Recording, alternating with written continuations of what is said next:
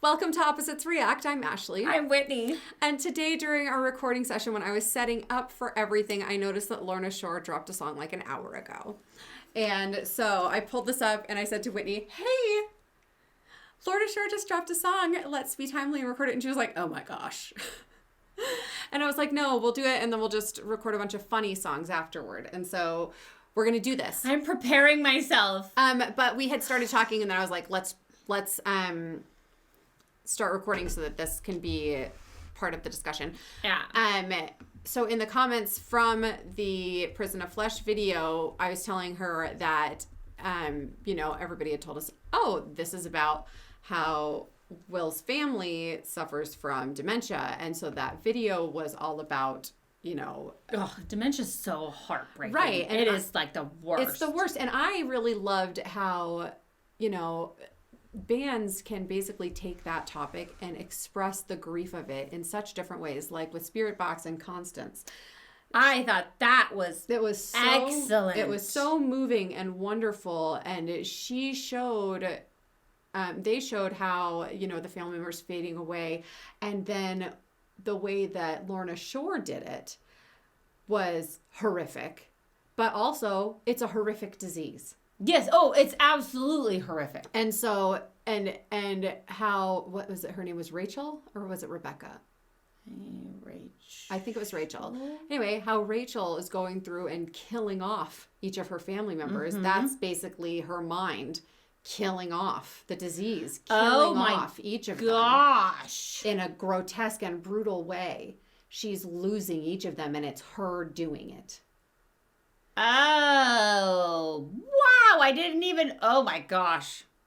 That's even, You know what I mean? Like, it's such a grotesque and brutal video. Yeah. But when you think about it from that perspective, it changes my opinion on it. I mean, I'm still not going to go back and watch it again. I was just saying, the video itself was... Stomaching it was so difficult. But the messaging in there is such art. Again, like they did such a good job of portraying the brutality of what the patient is going through and also what the family members are going through, because also it kills them. Yes. It is a death to each family member as she is forgetting them. They are being murdered. Well, I think what they did was like the emotional turmoil they made physical. Yes. And it's like, yes. And it is that emotionally brutal. It's that emotionally brutal. And so I applaud can see what their they choices. have done. Mm-hmm. And so now we're going to watch Glenwood from Lorna Shore. And is this?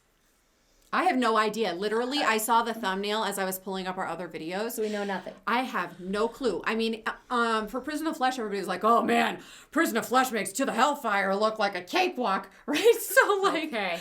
I have no idea what this is or what we're getting into. In fact, let's read the lyrics now so that we can know what we're dealing with. Okay, so can we go back to how it used to be? It'll never be the same for me. Walking through memories, these fading photographs tell the stories of another time, forgotten elegies. These tinsel dreams paved the moments that made up my life. This sounds like a continuation. Hopefully it is not as grotesque. Where do they go? What do we seek? As we grow older, so do the trees. This aging oak never felt so cold. It rots within, looking back on what could have been. The leaves begin to fall all around me. Take me home. This pain is all I know. I see your face in a broken home. We couldn't see the forest lies within the trees. Where did it go? Where did it go? We can't go back to how it used to be. We can't go back. It'll never be the same for me because things are different now. It's not the same. All these empty rooms now only bring me pain. As it all turns to dust, we're slowly taken by time. Let's rewind. Where did it go? When did it leave? You cut me down as I ran away. You were the tree from which I grew. I was the branch you never knew. So I'm not... Wait. You were the tree from which I grew. I was the branch you never... So maybe a grandson that came after dementia set in? Could be. And Right? Like it can't, like that. I'm wondering gave if this is a posterity. continuation. Yes. It sounds like it might be, but also this sounds like it could be someone who has a parent that didn't acknowledge them. Okay. Take me home. The pain is all I know. I see your face in a broken home. We couldn't see the forest lives within the trees. Where did it go? Where did it go? Are we too far gone from where we began? All the time we lost, the years we spent running away, we hide. I guess we could say our pride got in the way. We've been lost in the wrong moment. So this could be not a continuation. This could be something else entirely. This could be something else entirely. About to maybe a parent who left the family. Mm-hmm. Can we go back to how it used to be? It'll never be the same for me, walking through memories. Yeah, the true rots looking back on what could have been. Pain is all I know. See your face in a broken home. So, yes, upon first reading, maybe our trauma from watching the video the first time colored the lens through which we were reading. But when we, that line about the branch from the tree really does sound like it's a child or the progeny of someone that has chosen to not acknowledge them. Yes, or chosen not to care for know them. Who they are. Yes. Mm-hmm. Okay. So let's find out where this goes. Knowing Lorna Shore, it's probably going to be brutal in some way other than sonically. But we'll find out. And we've got plenty of fun things lined up after this to help us recover. Okay. Ready? Yes. Gird your loins, sister. Here we go.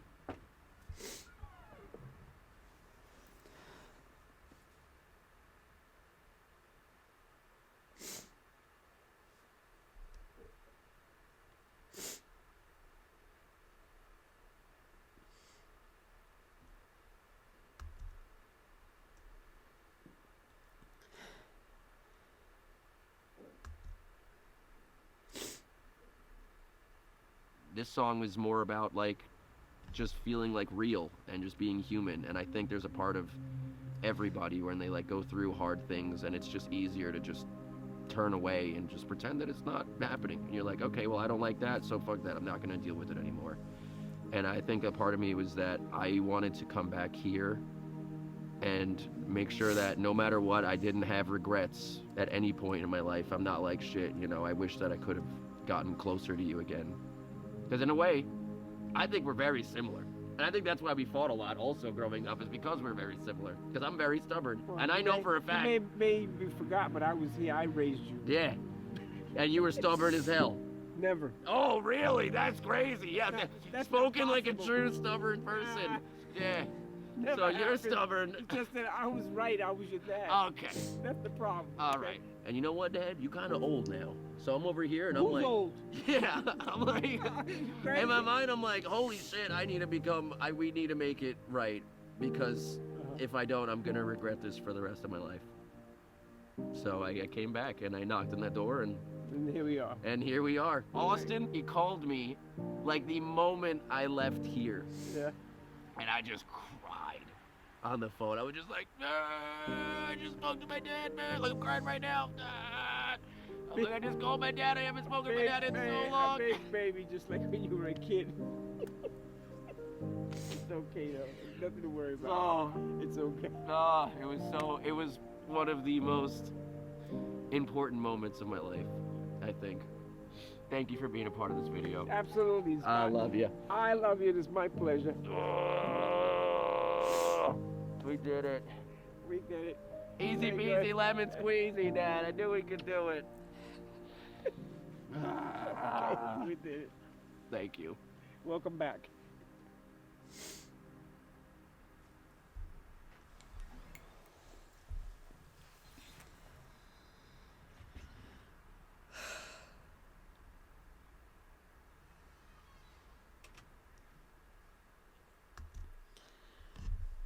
Well, that was nice of them to give us that little bit of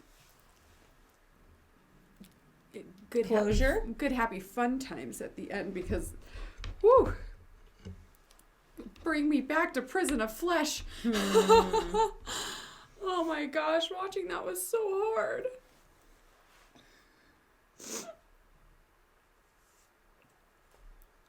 I think it was just so hard because it's like, you know, with dementia and all those things, that's stuff that you can't control.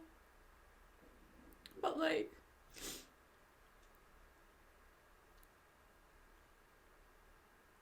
you know, I kept watching that and thinking, oh my gosh, his poor dad. Like, his poor dad got left by his mom and then got left by his son. Like, had to go through that twice. I was wondering if I was in the wrong for feeling similarly, where I was like, I was feeling so connected to the dad.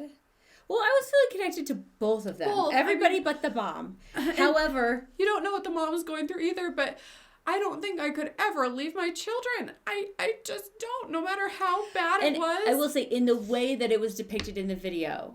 She was trying to take him, but he wouldn't go. Well, but the way it was depicted in the video where she didn't come back. Yeah. That's where it was kind of like.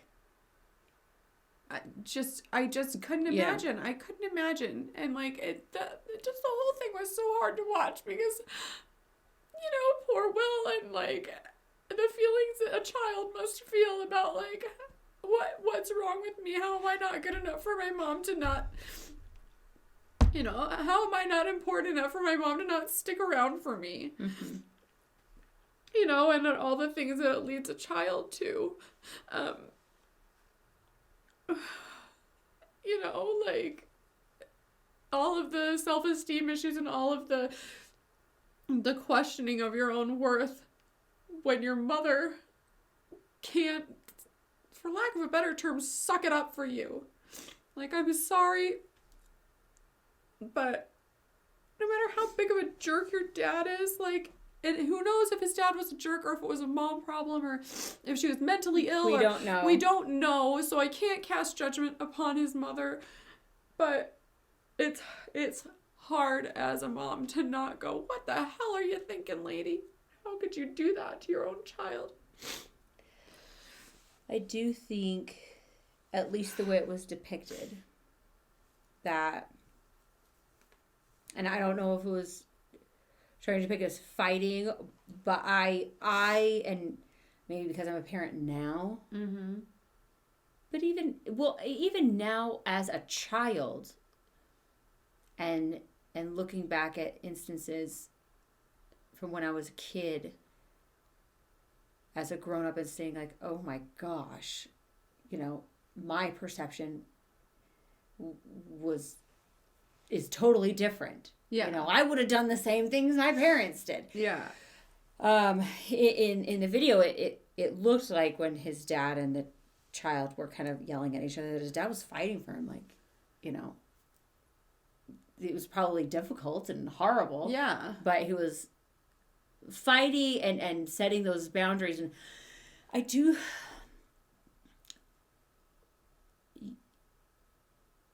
This doesn't, you know, say, oh, stay in every difficult situation, No. you know.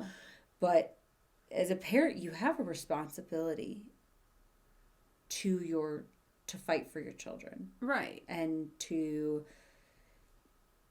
be there for them. Mm-hmm. And I feel like so much now we've gotten so consumed by whether it's work. I mean, whether It looked he, like he was a doctor. Yeah, it looked you know. like he was busy at work and she was upset. Like, that's the way it Yeah, seemed portrayed. it It looked like she felt neglected and alone because he was constantly at work, like by him in the lab coat constantly. Mm-hmm. Yes. And we could be incorrect about that, but that's the portrayal that it seemed to be. And so, I don't know. I just feel like there's got to be more understanding, right. in families. Not even like I'm not saying like we need to understand each other and the globe and all that stuff. No, within families. Within your family, to have some level of understanding where each other's, to say, you know what, I understand if he is a doctor, the demands of your career, and that we're all just trying to do our best, Right. and And I'm sure that both parties, you know, They were in this both situation, right in I'm sure both parties contributed. Maybe he had Absolutely. huge demands to his career, but got home and wasn't a-hole to everybody around him. Yeah, Because maybe. he spent all of his compassion on his patients or whoever at work, and she just couldn't take it. You know what I mean? Like, but at the end of the day, I feel like, and I'm sure I'm going to get lambasted for saying this, but I feel like people are so quick to go, nope, I'm out. This is not good for me. Yeah. I feel everybody's quick to go selfish instead of we can work through this. This sucks for right now. Yes. I think that it is part of the human condition to go to catastrophize the now, right? And not understand that this is a life situation that will pass. And to take the microcosm of the now and expand it into, this is going to be the rest of my life. You know what I mean? My husband and I have had several microcosms of just absolute horrendous times where anyone would have said, you should not be together. You know what I mean? And it would have been totally acceptable for us to split up and move on.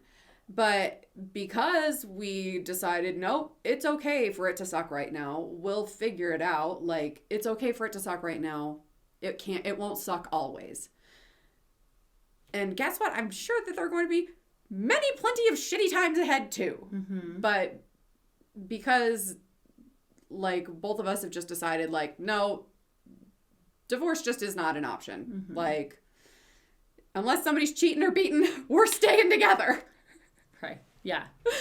And so we have stuck it out. And like, as many times as I have, I might have been wanting to be like, this is terrible. I don't want to do this for the rest of my life. You know what I mean? I'm glad that I did. I'm glad that I stuck it out through the shitty parts. Because then it's like, you look back and you're like, oh my gosh, yeah, I totally could have gone. Yeah. But I didn't. You know what I mean? And even then I could never imagine just taking off. No. Even through the postpartum depression, Yeah. even through all, even when you're not all there in the sleepless nights and the insanity, like, there's never a part of you, even in the times where you just have the moments of like, I could drive away. Yeah. Even in the intrusive thoughts. But then you're like, I the could drive real away, thoughts. but I will, in an hour, I'll turn right back around. Right. Even even the intrusive thoughts, you turn around and go, nope, I'm not gonna. But I do I think that's why I cried so hard for this. Is it's just like I can't imagine being on the receiving end of that. Where I liked a poor that child like that. They displayed him well in how something as a very young child can then have These domino effects and be devastating. To then not speak for 10 years. Yeah. And I am so glad that you guys have reconciled. Yeah, it's so nice to like. And I do think there is as a child, when you grow up and you realize that there's your parents, Everybody's doing the best they can. they can't and then you realize the stresses and but the circumstances that they're operating under, right? It really changes the perspective of whether it was disciplinary or any other parenting choices that were made. Yeah, it breeds new understanding where even if it was tried to explain to you as a child, it's hard to understand until you're in it. It's hard to understand. Because as a kid, rightfully so, your world is you. And every problem is so big. And rightfully so. And it takes until you realize that there's a lot more. Yeah. Ugh. What a piece of art. Again, from Lorna Shore. Like, I loved how they started it though. Yeah. Too. Where it didn't just go straight into that like really harsh vocals. He built up into it and with the instrumental at the beginning I thought was amazing. So compelled by the story that, like, again, I feel like I'm sure he'll release a vocal one take of this like he does with most of his other songs. I'd probably like to go back and listen to that again just so I can consume the musicality of the song, because again, I'm sure that it's great. But this time I was just like, keep it together. I was like, don't fully ugly cry. This is the first day in forever you've actually done your makeup. We have more videos to film. You get a black streaming down your face. No, but I thought this was excellent. And you know what? I loved I loved the end where he shared that this was about him. This is about him and his dad and his family situation. I think that was so great. Yeah, I feel like the best art is always personal. And when people open up and kind of expose the soft underbelly that allowed us in. Vulnerabilities, it allows people to connect, and it's just wonderful. So anyway, who would have thought that, deathcore would really... Right? Drop Thanks, such Will emotions. Ramos. Yes, thank you. Like and subscribe. Bye, guys.